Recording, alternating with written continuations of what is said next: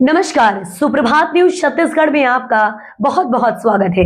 इससे पहले आप छत्तीसगढ़ के कौन से जिले से न्यूज को देख रहे हैं, कमेंट में जरूर बताएं। साथ ही डेली अपडेट रहने के लिए चैनल को सब्सक्राइब जरूर करें।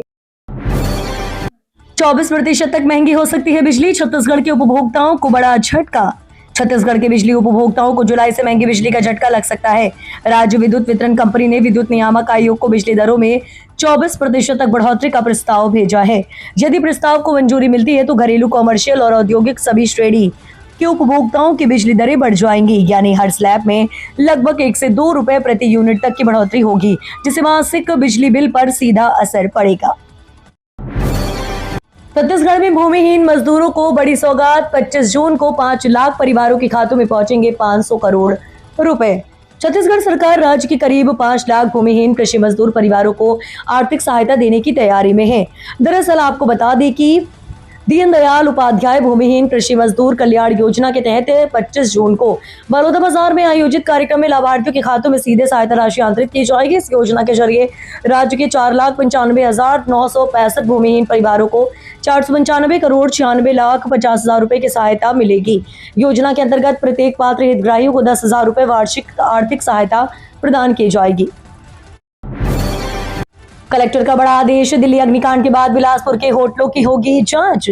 दिल्ली के एक होटल में भी हुए भीषण अग्निकांड के बाद बिलासपुर प्रशासन भी पूरी तरह सतर्क हो गया है। शहर के होटलों और बड़े भवनों में सुरक्षा व्यवस्थाओं की जांच के निर्देश दिए गए हैं। कलेक्टर संजय अग्रवाल ने नगर निगम को फायर सेफ्टी और अन्य सुरक्षा मानकों की जांच करने के लिए कहा है। दिल्ली में होटल में लगी आग की घटना ने पूरे देश के ध्यान फायर सेफ्टी और भवन सुरक्षा की ओर खींचा है। इसी के मद्देनजर बिलासपुर जिला प्रशासन ने भी एहतियात के तौर पर शहर के होटलों और बड़े व्यावसायिक प्रतिष्ठानों की जांच कराने का फैसला लिया है। कलेक्टर संजय अग्रवाल ने नगर निगम को निर्देश दिए कि सभी होटलों में सुरक्षा मानकों का गंभीरता से परीक्षण किया जाए। छत्तीसगढ़ क्रिकेट के लिए ऐतिहासिक पल, आयुष पांडे को इंडिया ए टीम में मिला मौका। छत्तीसगढ़ क्रिकेट को राष्ट्रीय स्तर पर बड़ी पहचान दिलाने वाली खबर सामने आई है। प्रदेश की युवा बल्लेबाज आयुष पांडे का चयन भारतीय टीम में किया गया। वे छत्तीसगढ़ के पहले क्रिकेटर बन गए हैं जिन्हें इंडिया ए के लिए खेलने का अवसर मिला है। उनका चयन श्रीलंका ए के खिलाफ होने वाली 4 दिवसीय श्रृंखला के लिए हुआ, जो 25 जून से 5 जुलाई के बीच आयोजित की जाएगी। आयुष को टीम में ओपनर बल्लेबाज की भूमिका सौंपी गई। घरेलू क्रिकेट में उनके लगातार शानदार प्रदर्शन का ही परिणाम है कि चयनकर्ताओं ने उन पर भरोसा जताया। छत्तीसगढ़ में फिर से गैस की किल्लत, DAC कोड बना मुसीबत। महासमुंद जिले की गैस एजेंसियों में इन दिनों सर्वर डाउन की समस्या से उपभोक्ताओं को भारी परेशानी का सामना करना पड़ रहा है। सर्वर बार बार ठप होने के कारण गैस बुकिंग और पर्ची जारी करने का काम प्रभावित हो रहा है। वहीं मिस कॉल के बाद कई उपभोक्ताओं को DAC नंबर नहीं मिलने से सिलेंडर की होम डिलीवरी भी अटक गई है। दरअसल आपको बता दें, सिलेंडर खत्म होने पर उपभोक्ता अब जब एजेंसी पहुंचते तो अक्सर सर्वर बंद मिल रहा है। इससे लोगों को घंटों इंतजार करना पड़ता है। पर्ची कटने के बाद ही अगले दिन सिलेंडर वितरित किया जाता है।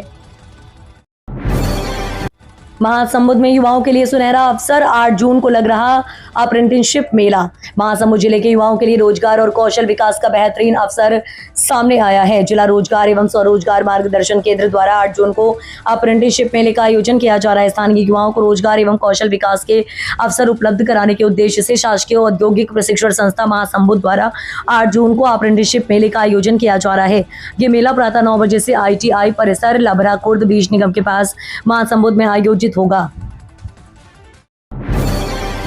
अवैध रेत उत्खनन पर बड़ी कार्रवाई, पुलिस खनिज विभाग ने तोड़ा रेत माफियाओं का रास्ता। रायपुर जिले के अबनपुर क्षेत्र में अवैध रेत उत्खनन के खिलाफ प्रशासन ने बड़ी कार्रवाई की है। गोबरा नवापारा के ग्राम दुलना में लंबे समय से चल रहे अवैध रेत खनन पर पुलिस और खनिज विभाग के संयुक्त टीम ने छापेमारी कार्रवाई करते हुए रेत माफियाओं के इस्तेमाल वाले अस्थायी मार्ग को पूरी तरह ध्वस्त कर दिया। कार्रवाई के दौरान चैन माउंटेन मशीन और JCB की मदद से रेत परिवहन के लिए बनाए गए रास्ते को तोड़कर गहरे गड्ढे कर दिए गए ताकि दोबारा अवैध परिवहन न हो। अब TET पास करना अनिवार्य, 1 से 8वीं तक पढ़ाने वालों शिक्षकों के लिए TET जरूरी। सुप्रीम कोर्ट के बड़े फैसले का असर अब शिक्षा व्यवस्था में भी दिखाई देगा। 1 से 8वीं कक्षा तक पढ़ाने वाले सभी शिक्षकों के लिए TET यानी शिक्षा पात्रता परीक्षा पास करना अनिवार्य होगा। हालांकि कार्यरत शिक्षकों को राहत देते हुए TET पास करने की समय सीमा बढ़ाकर 31 अगस्त 2028 कर दी गई है। सुप्रीम कोर्ट के निर्देश के बाद शिक्षा विभाग ने सभी जिला शिक्षा अधिकारियों को आवश्यक आदेश जारी कर दिए हैं। बिलासपुर में भी अब प्राथमिक और माध्यमिक स्तर के सभी शिक्षक शिक्षिकाओं को TET परीक्षा उत्तीर्ण करना होगा। अव्यवस्थित पार्किंग से शहर में बढ़ता जाम, यातायात व्यवस्था प्रभावित। शहर में पार्किंग की समस्या दिनों दिन गंभीर होती जा रही है, जिससे आम नागरिकों को और वाहन चालकों को काफी परेशानी का सामना करना पड़ रहा है। सड़कों पर कहीं भी वाहन खड़े कर देने की प्रवृत्ति के कारण अक्सर जाम की स्थिति निर्मित हो जाती है, जिससे यातायात व्यवस्था प्रभावित होती है और लोगों का समय भी बर्बाद होता है। शहर के विभिन्न क्षेत्रों में ऑटो रिक्शा चालकों की मनमानी भी इस समय समस्या को बढ़ा रही है। कई स्थानों पर बिना निर्धारित स्थान के ही वाहन खड़े कर दिए जाते हैं, जिससे सड़कें संकरी हो जाती हैं और आवागमन बाधित होता है। इसके अलावा कुछ स्थानों पर व्यवस्था पार्किंग की कमी भी इस समस्या का प्रमुख कारण बन सकती है। दुर्ग के धान खरीदी केंद्र में भीषण आग, 500 क्विंटल से ज्यादा धान जलकर खाक। छत्तीसगढ़ के दुर्ग से एक बड़ा हादसा सामने आया है। दरअसल आपको बता दें कि छत्तीसगढ़ के दुर्ग से बड़ा हादसा, जहां जिले के पाटन थाना क्षेत्र के अंतर्गत कोड़िया धान खरीदी केंद्र में भीषण आग लगने से 500 क्विंटल से ज्यादा धान जलकर राख हो गया है। दरअसल आपको बता दें कि आग लगने की घटना से खरीदी केंद्र में अफरा तफरी मच गई। सूचना मिलते ही फायर ब्रिगेड की टीम मौके पर पहुंची और कड़ी मशक्कत के बाद आग पर काबू पाया गया। आग बुझाने के लिए 5 गाड़ियों के पानी का इस्तेमाल करना पड़ा। घटना की जानकारी मिलते ही कलेक्टर अभिजीत सिंह भी मौके पर पहुंचे और धान खरीदी केंद्र का निरीक्षण किया। प्रारंभिक जानकारी के अनुसार आग लगने का कारण अभी स्पष्ट नहीं हो पाया है। 15 दिन में जवाब दो वरना होगी कार्रवाई। छत्तीसगढ़ रेरा ने 595 प्रमोटर्स को थमाया नोटिस। छत्तीसगढ़ रियल एस्टेट विनियामक प्राधिकरण ने बड़ी कार्रवाई करते हुए राज्य के 595 प्रमोटर्स को नोटिस जारी किया है। ये नोटिस 989 ऐसे प्रोजेक्ट्स के संबंध में भेजे गए हैं जिनका निर्माण कार्य पूरा हो चुका है और उन्हें पूर्णता प्रमाण पत्र भी मिल चुका है। जांच में सामने आया कि कई परियोजना में कॉमन एरिया, सामुदायिक सुविधाएं और जरूरी दस्तावेज अब तक आवंटितों की सोसाइटी या एसोसिएशन को हस्तांतरित नहीं किए गए हैं। रेरा ने संबंधित प्रमोटर्स से 15 दिनों के भीतर जवाब मांगा है और संतोषजनक उत्तर नहीं मिलने पर कार्रवाई की चेतावनी दी है। शराब फैक्ट्रियों से निकल रहे जहरीले पानी, कोर्ट ने जताई नाराजगी।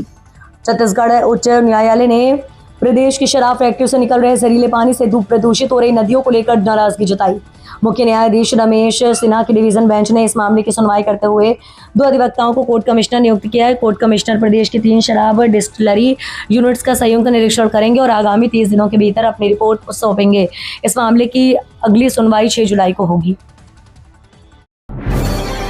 नया राशन कार्ड नाम जोड़ने घटाने कर सकते हैं ऑनलाइन आवेदन। खाद्य नागरिक आपूर्ति एवं उपभोक्ता संरक्षण विभाग नवा रायपुर द्वारा नवीन राशन कार्ड जारी करने, राशन कार्ड में सदस्य जोड़ने तथा सदस्य विलोपित करने संबंधी आवेदनों को अब सेवा सेतु पोर्टल के माध्यम से ऑनलाइन प्राप्त करने की व्यवस्था लागू कर दी गई है। विभाग द्वारा जारी निर्देश के अनुसार नागरिक अब सेवा सेतु पोर्टल के माध्यम से राशन कार्ड संबंधी आवेदन ऑनलाइन प्रस्तुत कर सकेंगे। प्राप्त आवेदनों में दर्ज जानकारी एवं अपलोड किए गए दस्तावेजों